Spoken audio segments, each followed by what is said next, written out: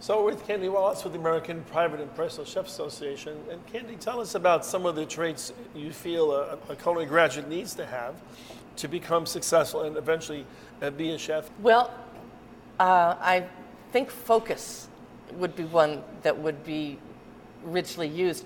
You have to be strong. This business is very physical. And if you are not fit, you will be destroyed. So, So you have to be in good shape. Yeah, you definitely need to be fit. You definitely need to have focus. You need to have discipline. Because once a menu is set and your line is set, you really are going to be assembling plates that need to look exactly like every other plate that's going out to the dining room. It's the responsibility of each of the chefs on the line to contribute a piece of that plate so that there is uniformity and so that the chef can be proud of the finished product. There needs to be consistency. That's where the discipline comes in, and that's where the focus comes in. I think pride in creativity is also important as a chef because it's a very, very creative business. One of the most important aspects of being a chef is discipline. You have to be able to follow orders. You have to do it cheerfully, and you have to do it consistently. You have an individual in the kitchen who is the chef, and they're absolutely in charge.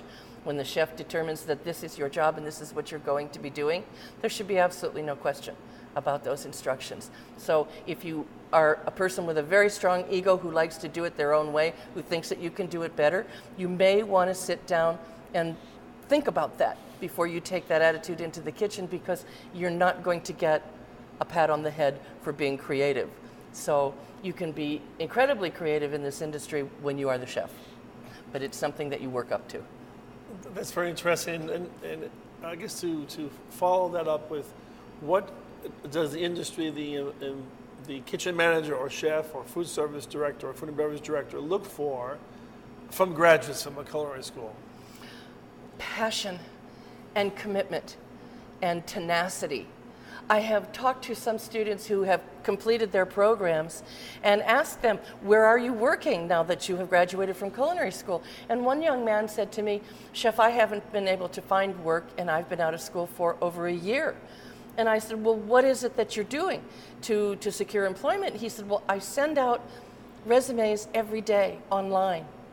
Now, I know the world is electronic and a lot of business is conducted that way, but in our industry, I told him, you should be calling on at least 10 restaurants a day.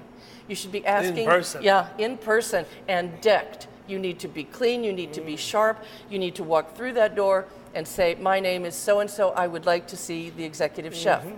If that's not possible, go back the next day. If that's not possible the next day, ask what time he will be available and go back that day. What they want to see is that you will come back again and again and again.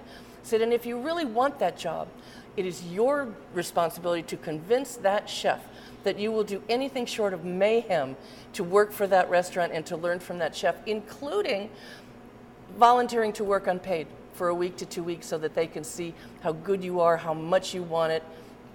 I ran into this young person again 2 weeks later. He lives in my neighborhood. And I said, how are you doing? He said, I got a job. I did what you said. I'm working at a wonderful new restaurant in our city with an unbelievably talented chef. And he said, I'm committed, I love it, I'm staying. And the last time I ran into this young man, he had been promoted. So it all depends on how bad do you want it and what are you willing to show that chef in order for you to get the job. And if you can do that, you can do anything. If you can dream it and you can plan it, then you have to go out and do it. So be tenacious.